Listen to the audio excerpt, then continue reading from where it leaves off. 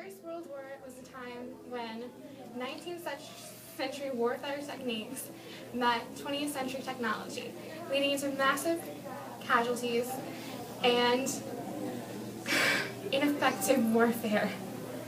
And this is my disturbed patient, and we're going to teach about weaponry, because that just sounds like a good idea.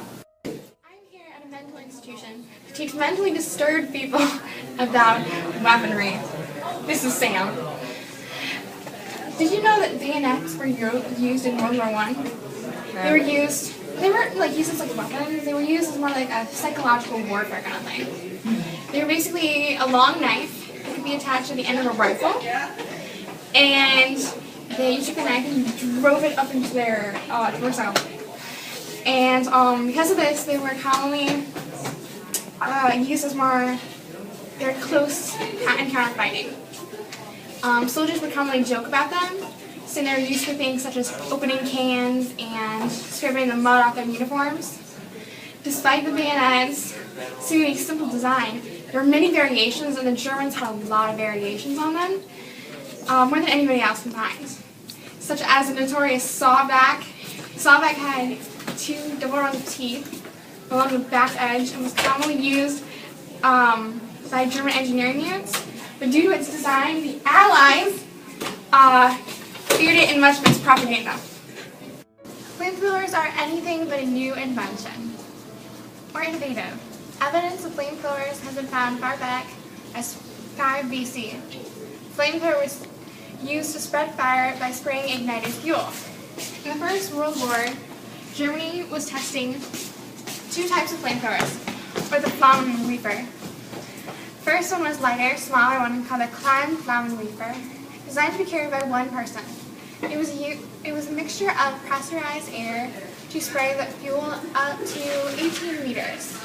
The second, the Gross Flammenwerfer, was much heavier than the first, but it had double the fire range and was able to sustain flames for up to 40 seconds. Upon completion of its research, flamethrower was issued to 3 German battalions.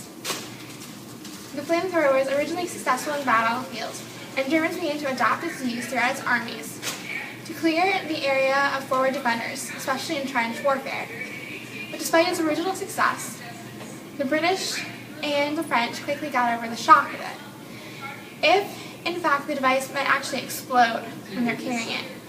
Now German warriors had to worry about Allied powers intentionally trying to take out the men working the flamethrowers. And if they happened to be taken prisoner, they didn't have much hope for mercy. In the second half of the world... Okay, should I stop rock and roll? What's this, art and crafts gone wrong? In the second half of the World War, the British and the French began experimenting with their own versions of the flamethrower. Found they were only good clearing trenches, although near the end it was discovered they were also effective against tanks. You're not going to light me on fire. We talked about this. You're not allowed to have lighters. Violence is bad. Alright. Although most people believe that rifles or bayonets were the weapons most commonly used when launching attacks against the enemy, grenades were the weapons that people use a lot. They were the weapon of choice.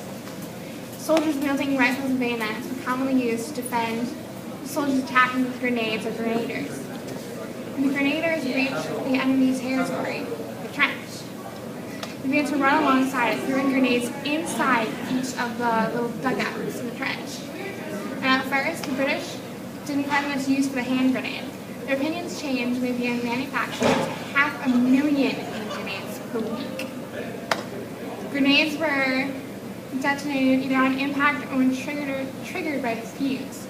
Timed fuses were preferred by infantrymen over those triggered on impact, due to the fact there was less chance of getting blown up. The common way to trigger the fuse was through pulling the pin. Other forms of detonation were using the stick grenade or the cricket ball grenade. Throughout the war, grenades were developed from being slightly defective to a great advantage of both sides. There were only over 50 designs and a number of countries that had a hand in the evolution of the grenade. such as rifle grenades used by the Germans, in which the grenade was placed in a rifle barrel and fired out of it using a blank cartridge. This style remained popular until the year 1916. The British and the French also had their own model, the cup grenade, having a range of 180 to 200 meters. There were many forms of grenade invented during the war.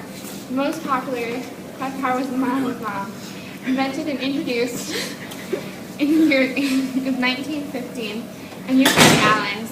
They were designed so when a pin was pulled, the soldier simply had to throw it, similar to the way we threw a cricket ball. Oh, it's gonna fall! Duck and cover!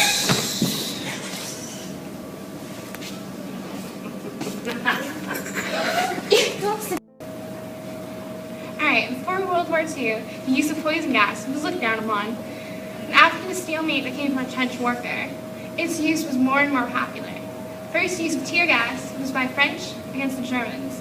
The Germans were the first to truly begin studying it and using it on a large scale.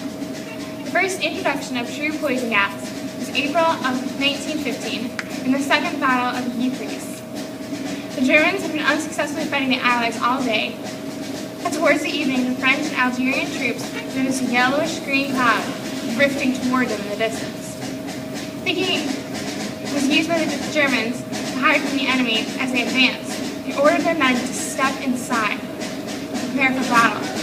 The yellowish-green was actually chlorine gas being used for the first time in the battlefield, and it quickly began to cause those who inhaled it choking attacks.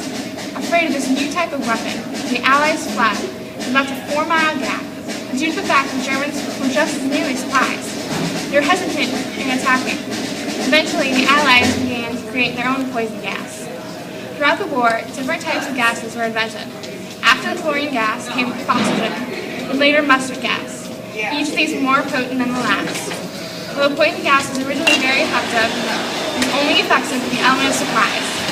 In many countries in the war, it developed a way to protect against gas, even if the other earlier models are not too effective. Can be traced back to the 18th century, somewhat due to the fact the separate components that made up the tank were created at this time, but its use was popularized during the First World War.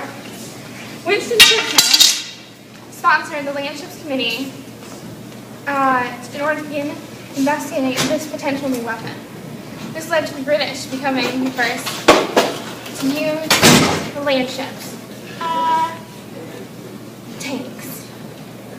The tanks had to reach a certain criteria. They had to have the ability to travel at least 4 miles per hour along flat ground. They had to have the ability to make sharp turns even at top speed, which was only like 4 miles an hour. They had to have a reverse function, the ability to climb hills, and they had to be able to cross an 8-foot gap. The disadvantages of the first models of tanks, they didn't have the ability to cross trenches, and they were kind of like unreliable, like they could break down anywhere. And they could break down, they'd be stuck in a trench. It was really unpleasant to be a person in a tank because there was a lot of heat and fumes. It was just not fun. You didn't want that job.